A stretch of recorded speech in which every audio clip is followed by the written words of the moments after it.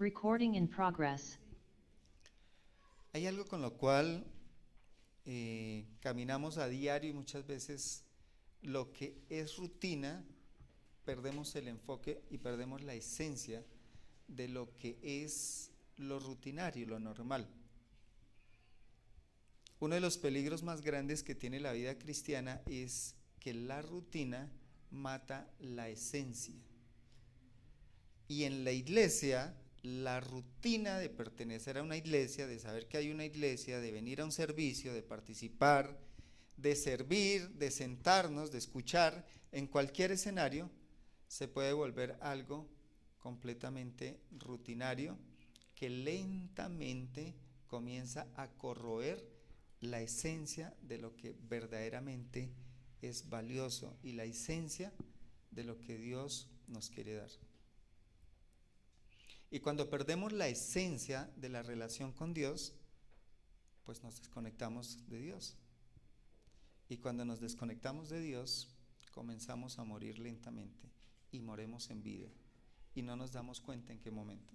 Entonces vamos a hablar de la misión de la iglesia y yo quiero que lo entienda y lo podamos todos comprender, no como la misión de la iglesia, de ellos o de los que sirven o de los que están en el ministerio, sino la misión de la iglesia. ¿Cuál es mi misión? ¿Cuáles son los privilegios que yo tengo? ¿Cuál es la bendición que Dios me ha dado? Vamos a la palabra, al libro de los Hechos. ¿Lo devuelves, por favor? 9:31. El libro de los Hechos es el libro de la Biblia donde más encontramos la palabra iglesia en la Biblia. Si usted va a un buscador y pone iglesia, en Hechos de los Apóstoles se menciona muchísimas veces más que en cualquier libro.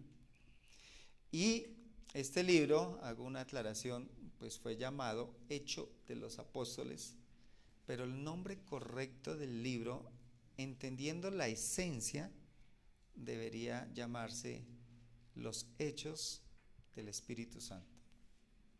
No Hechos de los Apóstoles, sino Hechos del Espíritu Santo, porque el Espíritu Santo estaba obrando en una iglesia que estaba conectada y sintonizada con él, y por eso podemos ver lo glorioso de la iglesia primitiva.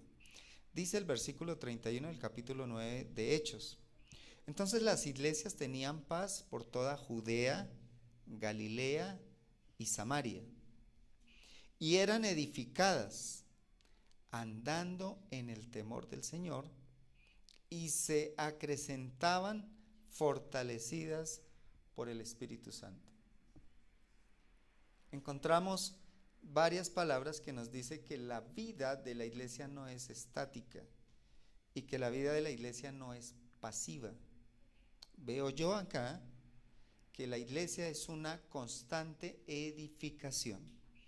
Usted y yo, cuando pertenecemos a una iglesia, Dios nos ha dado la bendición de ser transformados, de ser edificados, de ser restaurados, de ser cada día diferente. Bueno, digo cada día, pero hay cambios que a uno le cuestan años, pero de todas maneras cada día es un escalón en ese año. Entonces, esa edificación me tiene que estar diciendo: yo, como miembro de una iglesia, soy edificado y también soy un instrumento de edificación. Hoy tenemos en audiovisuales dos chicas de las más jóvenes, quizás del grupo de los jóvenes. Y cualquier persona en este mundo diría: pero un joven, ¿qué me puede aportar? Pues yo les digo sencillamente que si ellos no estuvieran sirviendo ahí, pues no pudiéramos haber coordinado el sonido, el audio, el video y todo lo que ellas están haciendo allá back office, a escondidas. Entonces, están haciendo parte de una iglesia que está contribuyendo para que usted pueda estar cómodo, sea aquí sentado o allá virtualmente, y pueda estar recibiendo un mensaje. Entonces, sí hay edificación. Usted no puede decir: soy demasiado viejo como para poder edificar a otro. Claro que sí. Cuando usted se sintoniza con el Espíritu Santo y puede estar en oración e intercesión, usted está contribuyendo a la iglesia. Entonces, desde cualquier ángulo. Y la gran pregunta es que nos debemos hacer aquí en esta introducción es: ¿yo qué estoy contribuyendo a la iglesia de lo que estoy recibiendo de la iglesia? ¿Cómo estoy siendo edificado? Y esa sería la pregunta más primaria. ¿Estoy siendo edificado? ¿Estoy siendo transformado? Es decir, cada día que pasa y que estoy en una relación con Dios, siento que mi vida está transformada, que, como dice la palabra, se está renovando mi forma de pensar. Pensémoslo de esa manera. Estoy abordando los problemas diferente a cuando lo hacía hace 10 años, hace 15 años, a cuando lo hacía hace 3 años. Canalizo mis sentimientos de manera diferente, me comunico de manera diferente, administro lo que Dios me da de manera diferente, o todo lo contrario, como que estoy en un presente continuo, no salgo de lo mismo, sigo en lo mismo, o todo lo contrario, estoy cada vez más distorsionado y más pegado de pronto a lo que es lo normal. Dice que la iglesia andaba en el temor del Señor. Aquí podemos implícitamente decir que estaban cumpliendo el primer mandamiento, y la palabra anterior nos dice que estaban cumpliendo el segundo. En el temor de Dios, seguramente la iglesia estaba amando a Dios por encima de cualquier cosa. Dios era su prioridad, la relación con Dios era lo más importante en su día a día, la comunión con el Espíritu era el día a día. Usted se desconecta del Espíritu Santo y le va a llegar otra onda. Somos muy parecidos como a los transistores, que tenemos una antena, siempre hay una antena nuestra abierta. La pregunta es, ¿cuál señal atrapamos? Y le digo que si no estamos atrapando la señal de Dios y no estamos en el Espíritu, hay otra señal que está tomando el control del canal. ¿Cuál puede ser? La señal de sus temores, la señal de su pasado, la señal de su carácter necesitado de transformación, o la señal de este mundo. Y este mundo manda una señal completamente repetitiva. No sé si ustedes vieron en el chat que Lida envió esta mañana, y hay un sistema mundial donde se quiere eliminar a Dios, se quiere eliminar la masculinidad, se quiere eliminar el patriarcado, y ahora nuestro presidente ya no habla de la patria, sino de la ¿qué? La matria. Patria significa protección, paternidad. Patria me hace sentir seguro y que tengo una pertenencia. Y cuando yo elimino la palabra patria y utilizo matria, estoy sacando del orden. Y si no estamos en el canal de Dios, si nosotros como padres no andamos sintonizados en el canal de Dios, las ondas se nos meten a nosotros y se nos meten a la generación. Y dentro de un tiempo, esta generación va a decir, Dios, ¿y eso qué es? Padre, ¿y eso qué es? Y hombre, menos. Porque todo se va distorsionando. Padre, protección, familia, todo se va a ir distorsionando lentamente. Entonces dice que la iglesia andaba conectada con el Señor, y dice que se acrecentaban fortalecidas por el Espíritu Santo. La iglesia de Dios nunca está debilitada. Puede tener persecución, puede pasar problemas, puede tener luchas, pero la iglesia de Dios nunca, la verdadera iglesia de Dios, nunca va a estar por el piso o va a estar debilitada. Leemos en el Antiguo Testamento cuando está Elías en el escenario de un reinado perverso, un rey que hace todo al revés, un rey que pone altares de idolatría por todo lado, y Dios había sido lentamente borrado de la mente del corazón de Israel, y ahora estaban los altares a Baal, y había una comitiva de sacerdocios impresionante que servían a ese Dios, y el pueblo había perdido el canal, se habían enfriado. Pero aún en ese momento Dios le dice a Elías que hay una, si puedo decirlo así, en el Antiguo Testamento no existe, pero que había una iglesia que no había doblado las rodillas y que no estaba debilitada así hubiese un rey perverso. Entonces, la palabra nos está diciendo que sí tenemos una misión. Y vamos a ver 5 puntos muy específicos de esta misión. Y el primero tiene que ver, vamos a ir tomando los textos bíblicos, y el primero tiene que ver la unidad de la fe. Estamos unidos por una misma fe y necesitamos defender esa fe, y entre más unidos estemos en profesar, confesar, compartir y declarar esa fe, más fortalecida va a estar la iglesia. Y vamos a ver lo que dijo Hechos.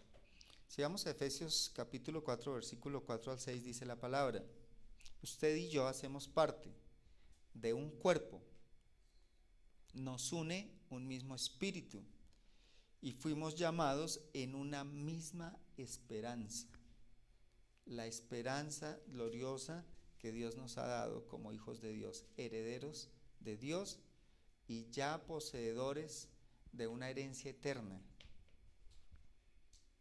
Su cuenta bancaria está bajita, está usted pagando deudas, se siente usted chiquito, no tiene un nombre eminente. Le digo, esto es acá en el mundo. Pero en la eternidad Dios pagó por medio de la vida de nuestro Señor Jesucristo un nombre grande que está por encima de los ángeles que están en el trono de Dios, y una herencia eterna y una posesión. Usted tiene un lugar y un reconocimiento y unos derechos eternos en el reino de los cielos. Usted es una persona demasiado rica, demasiado bendecida por Dios. Esa es la verdad. Y esa fe también nos dice que está dirigida por un Señor. Y aquí es donde empezamos a pensar, bueno, la iglesia estará movida por cuántos señores, ¿sí? Para algunos, para otros, de pronto el Señor no es el Dios de sus vidas. Con los labios lo decimos y es muy fácil decir mi Señor. La pregunta es, ¿estoy sometido a Él? Él es el dueño de mi vida. Siento que todo lo que yo hago, muevo, en lo que yo me proyecto, lo estoy haciendo en la dirección de mi Señor. De lo contrario, ese Señor es algo nominal. Es un saludo a la bandera, pero no hay nada profundo. Entonces nos une un Señor, nos une una fe, nos une un mismo bautismo. ¿Cuál bautismo? La decisión de haberle dado la espalda al pecado y haber dicho, Señor, yo vivo para ti. Un cambio de vida, una confesión congregacional, una confesión pública donde yo digo, yo he decidido que hasta el último suspiro de mi vida, Cristo es mi Señor. Dice la palabra, un Dios y Padre de todos. Por eso, bueno, acá en CDR no usamos mucho la palabra hermano. Yo personalmente no la uso mucho por prevenciones religiosas, por demasiado lenguaje evangélico. Y yo le digo hermanas aquí a las hermanas de edad. Preocúpese cuando yo le diga hermana, porque significa que ya la estoy viendo muy madura. Pero significa que tenemos el mismo Padre, estamos en una misma familia, tenemos un mismo objetivo, nos alimentamos del mismo espíritu. Y esa es la identidad que el Señor nos da desde el punto de la fe. Ese Padre es sobre todos, ese Padre es por todos y ese Padre es en todos. Es decir, Alfa y Omega. Nuestro Padre debe ser el comienzo de nuestras vidas y el final de nuestras vidas. Entonces, ¿estamos de acuerdo?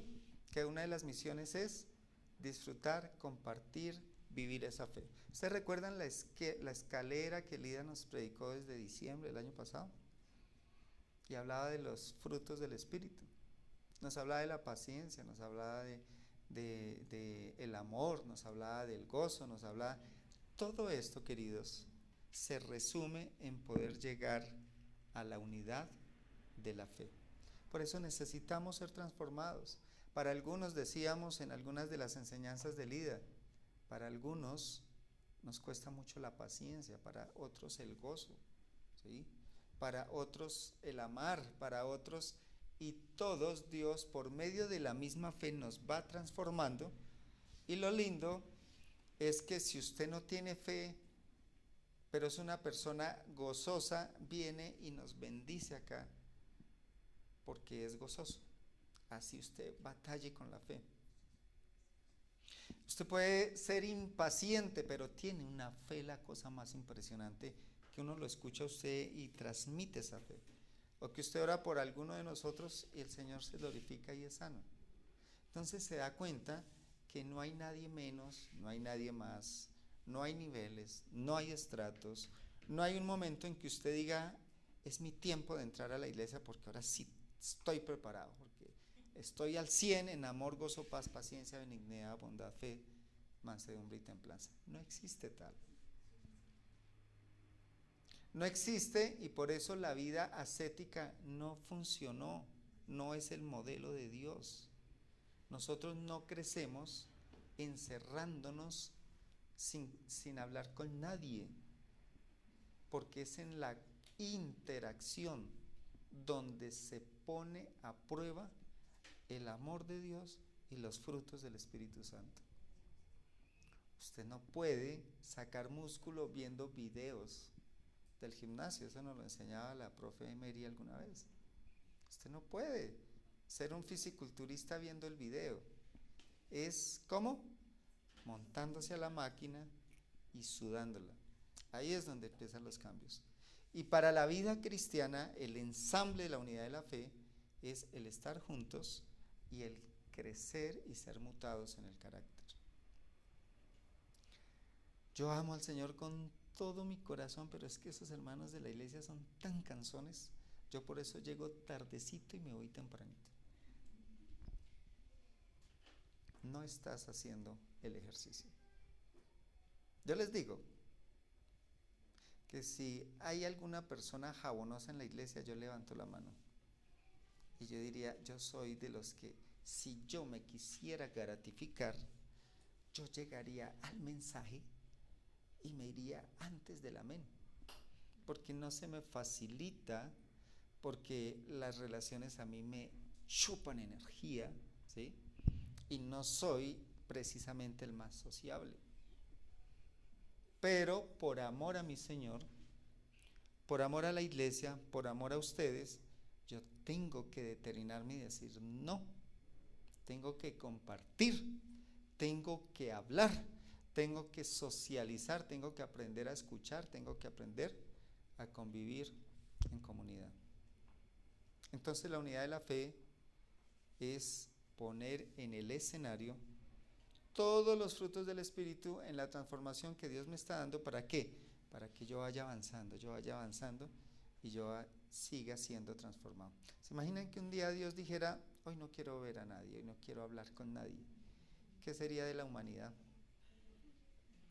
Y si Dios nos está llamando a ser como Él, pues entonces no podemos hacer eso, ¿ok? Lo estoy diciendo en una faceta, podemos hacer la ilustración en todas las facetas. Yo soy impaciente, a mí me da mucha pena, pero yo le digo al hermanito una sola vez, y si no me entiende, de malas, ¿sí? ¿Quién lo manda a no prestar atención? Vuelve y juega. Me estoy escudando, estoy en mi zona de confort y no estoy desarrollando el músculo que al hermanito toca repetirle 10 veces, ¿sí? Entonces, cada vez que yo me salgo de esa unidad de la fe, pierdo la oportunidad de un crecimiento y una transformación. En la iglesia hay problemas, total, porque no hay que convergemos todos con nuestras aristas. Nos hemos pisado los callos, hemos llorado, nos hemos magullado. Y el tema no es decir, uy, no, se pelearon en la iglesia. No, es cómo permiten que el Espíritu Santo transforme la forma de pensar, de sentir, de hablar, de perdonar, de todo, y yo comienzo a tener esa transformación. Número 2, una misión interna. Primera de Pedro 2:5, esto lo vimos los que pudieron venir al ayuno o escucharon el mensaje del ayuno. En Primera de Pedro nos dice la palabra que nosotros somos llamados a intimidad con Dios. ¿Qué quiere decir? Que en esa edificación que el Señor está mostrando, yo soy edificado por el Espíritu Santo cuando me uno con otros a adorar, a escuchar la palabra, cuando me uno con otros a trabajar en los propósitos de Dios.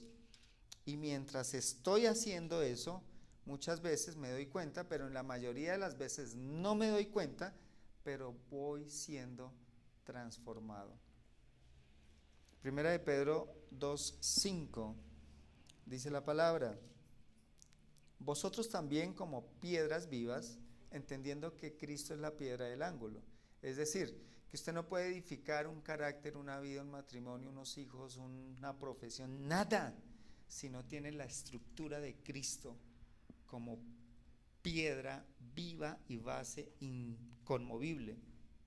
Vosotros también como piedras vivas, sed edificados como ¿qué? Como casa espiritual. ¿Y como qué? Y como sacerdocio santo. ¿Para qué? Para ofrecer sacrificios espirituales aceptables a Dios por medio de Jesucristo. ¿Saben cuáles son los sacrificios? Si pudiéramos resumir espiritual y cristianamente, ¿saben cuál es el sacrificio más grande del ser humano? ¿Quién me lo dice? La obediencia, dejar el pecado. La obediencia. Entonces, los sacrificios espirituales, usted dirá, yo soy un super cristiano, vivo arrodillado, mis rodillas ya tienen callos, estoy ahí, siempre delante del Señor. Sí, puede ser un sacrificio, pero un sacrificio también es bajo la guardia. No siempre tengo la razón, me dejo guiar por otros, propendo por el bien común, busco que Dios sea honrado en lo que hablo, digo, hago y no hago, porque hay veces honramos a Dios más cuando tenemos la boquita cerrada. Entonces, esos son los sacrificios espirituales. Tenemos esa misión interna. Y si cada uno de nosotros tenemos un músculo de decir, no grito, no hablo, no peleo, no me quiero salir con la mía, no soy testarudo, no. Uy, ¿ustedes se imaginan un ramillete de iglesia cuando se reúnen todos? Cuando nos reunimos todos. Algo espectacular. Y dice la palabra que somos edificados como eso. ¿Qué quiere decir? Que cuando todos estamos enfocados, cuando nos reunimos, se convierte esto en una casa espiritual de Dios. Dios está ahí. Dios te controla, Dios me controla, Dios te controla. Todos estamos ahí en la convergencia y Dios nos permite cumplir ese propósito. Por eso es tan importante en la vida espiritual, la vida congregacional. Ahora, no sé, hay una canción acá, de pronto los que son de mi época se la recuerdan el estribillo, y la canción dice ni contigo ni sin ti, ¿cierto? La vida de iglesia es ni contigo ni sin ti. Es decir, mi relación con Dios crece, ¿cierto? No solamente solo con Dios y sin ti, y no totalmente contigo y sin mi privacidad con Dios. Necesito los dos escenarios. Necesito congregarme y necesito mi vida privada con Dios. Por eso, ni contigo ni sin ti. Tercera misión, la encontramos más adelantito, 1 de Pedro 2:9, y es la gran comisión. Vosotros sois linaje escogido, real sacerdocio, nación santa, pueblo adquirido por Dios. Y yo lo invito a que, si usted es juicioso, allá en su casa, mire cada uno de los términos de identidad, posición, privilegio y autoridad de cada una de estas palabras. ¿Cuáles? Linaje, sacerdocio, nación y pueblo. Cada una tiene una implicación muy profunda de posición, identidad, autoridad, funcionalidad dentro de lo que Dios quiere que seamos como iglesia. ¿Para qué es todo eso? Para que anunciemos las virtudes de aquel que nos llamó de las tinieblas a su luz admirable. No sé para usted, pero para mí, bueno, primero la palabra evangelio me producía repulsión, ¿sí? Estaba muy prevenido con la palabra y no quería nada con evangélicos. Y aún todavía, yo quiero es intimidad y unión con personas que tienen una relación con Dios. Cuando hablo de evangélicos es el religioso, ¿sí? Es el que solo habla Biblia pero no hay frutos. Entonces, este llamado y esta posición que el Señor nos da es ¿para qué? Para que demos las buenas nuevas. Y cuando yo experimenté en mi vida la palabra evangelio, amo esa palabra, después que no la quería ni escuchar. Buenas nuevas. Dios me cambió, Dios me transformó, Dios le dio otro horizonte a mi vida y Dios me garantiza una eternidad totalmente diferente. Esas son las buenas nuevas. Eso es ser evangélico. No nos peguemos a términos religiosos o tradicionales. Entonces, un evangélico es el que vive una vida de transformación y con su vida está mostrando las virtudes de Dios que lo sacó de una vida de perdición o de oscuridad y le ha dado vida y esperanza y propósito a su corazón. Número 4, Efesios 1, 22, 23. Nosotros somos ese lugar donde Dios manifiesta su plenitud. Por eso el tema de la marcha, por eso el tema tan importante de que necesitamos no desligarnos de la iglesia. Necesitamos estar unidos, apoyándonos, orando uno por los otros, leyendo la palabra, creciendo juntos. Y Efesios 1:22 mostrando todo lo que Dios hizo en la exaltación de Cristo por su obra en la cruz. Dice la palabra que, bueno, leámoslo un poquito atrás, lo podemos leer desde, bueno, es que es bien desde atrás cuando Dios dice que conozcamos en el versículo 16, no ceso de dar gracias por ustedes, haciendo memoria de vosotros en mis oraciones, para que el Dios de nuestro Señor Jesucristo, el Padre de gloria, escuche muy bien, os dé espíritu de sabiduría y de revelación en el conocimiento de Él. Es espiritualmente como podemos conocer a Dios. No lo podemos conocer con una tradición, con un libro, con un catecismo, es a través de la revelación del Espíritu por medio de su palabra. Entonces, cuando él comienza a mencionar los atributos de Cristo, dice que Dios puso a Cristo, versículo 21, sobre todo principado y autoridad y poder y señorío y sobre todo nombre que se nombra no solo en este siglo, sino también en el venidero. Como iglesia necesitamos saber cuál es la posición de Cristo.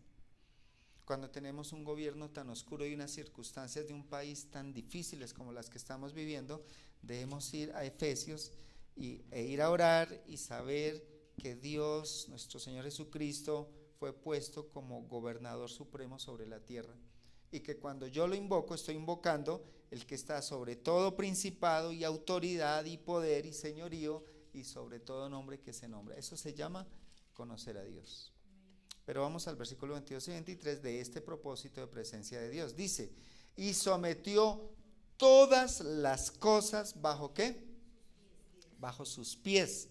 Y lo dio por cabeza sobre todas las cosas a la iglesia.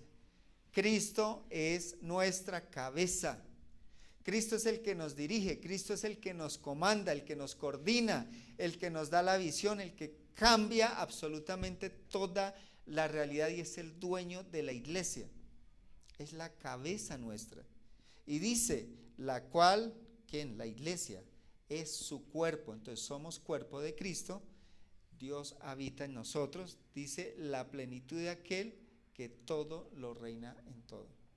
Dios puso la iglesia sobre la tierra para que Él pueda poner de su plenitud sobre la tierra. El Señor ascendió, dejó al Espíritu Santo, forma una iglesia para que usted y yo en esta iglesia podamos manifestar la plenitud de la gloria de Dios. Por eso es que aquí hay personas que hace mucho tiempo debieron haber muerto y están vivas, salvadas de un cáncer, salvadas de un accidente, salvadas de malas decisiones. Están acá y están mostrando que Dios es pleno, poderoso y está por encima de absolutamente todo. Entonces, cuando nos congregamos, cuando hacemos parte del cuerpo de Cristo, somos ese cuerpo donde Dios deposita semejante gloria tan impresionante. Y usted dirá, pero llevo muchos años o estoy comenzando y yo no veo nada. Pues claro, es un proceso de transformación y tiene que ver mucho con el nivel de relación que usted tenga con Dios. Si usted se llena de televisión, de novelas, si usted se llena de pensamientos que no le suman, que no le aportan, que no le ayudan, usted está lleno de eso. ¿Y qué expide? Pues expide eso. Pero si usted está lleno de Dios, si usted está lleno de la palabra, el poder de Dios comienza a habitar en usted y usted empieza a expedir eso que Dios le dio.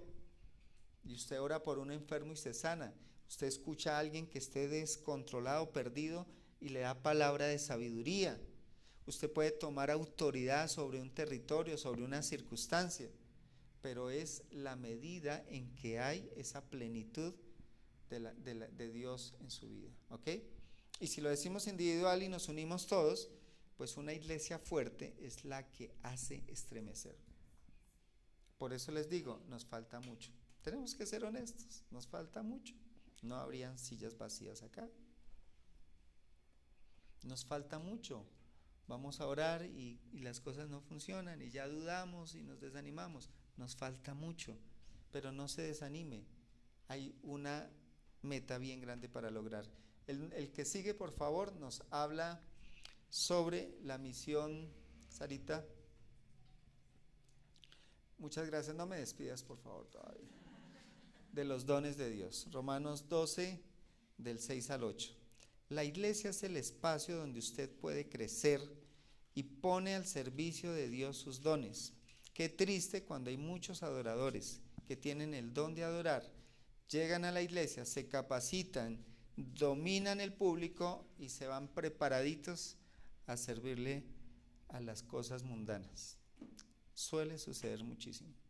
Entonces la iglesia es el espacio donde usted identifica sus dones, usted crece, usted puede perfeccionar esos dones y bendice a otros a través de esos dones, y en la medida que usted fluye en esos dones, realizado se siente realizado, se siente pleno. Dice la palabra, de manera que teniendo diferentes dones según la gracia que nos es dada, si el de profecía, úsese conforme a la medida de fe, o si el de servicio en servir, o el que enseña en la enseñanza, el que exhorta en la exhortación, el que reparte con liberalidad, el que preside con solicitud y el que hace misericordia, ¿con qué? Con alegría. Cada uno tenemos una asignación o varias asignaciones y esos dones Dios nos los da para que los podamos poner al servicio de la humanidad. Cuando usted pone su don al servicio de Dios, trasciende a la eternidad. Y usted se va a aterrar cuando llegue a la eternidad, esa no debe ser la motivación, pero Dios le va a tener allá unas recompensas. Y usted dice, pero ¿a qué hora, Señor? ¿A qué horas me gané todo eso? Cuando fuiste a orar por esta persona, cuando apoyaste a esta persona, cuando fuiste allá a la brigada, cuando enseñaste acá, cuando tocaste la alabanza, cuando pasabas las diapositivas. Son los dones de servicio lo que nos permite crecer, fructificar y multiplicar. En el mundo los dones son ¿qué? Para mí. Yo tengo un don, una capacidad, cobro por todo, lo hago para mí mismo, me usufructo yo solo, pero en la iglesia es para todos y tiene recompensas eternas. Y finalmente en Mateo 28, 19 nos dice la palabra que la iglesia es donde yo puedo cumplir las dos ordenanzas que el Señor le dejó a la iglesia, que se llama el bautismo y la Santa Cena. El bautismo, mi testimonio público de mi relación con Dios. Y la Santa Cena, la remembranza, la recordación de que Cristo es mi Señor, de que Cristo viene pronto, de dónde vengo y para dónde voy. Esas dos símbolos espirituales, símbolos naturales que representan cosas espirituales, nos dicen de nuestra realidad en Dios.